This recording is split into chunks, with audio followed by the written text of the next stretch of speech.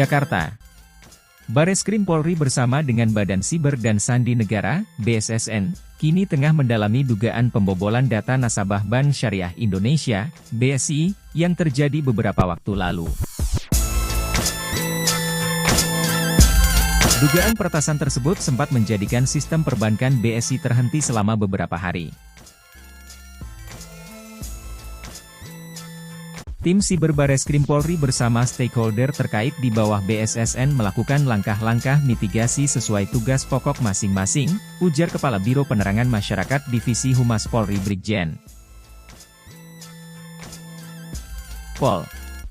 Ahmad Ramadan, Jumat, 19 Mei 2023, dilansir dari Tribratanews, Polri. Ia menegaskan, penyidik ini juga berupaya membantu proses pemulihan sistem BSI tersebut. Sekaligus memulai proses penyelidikan, ungkapnya.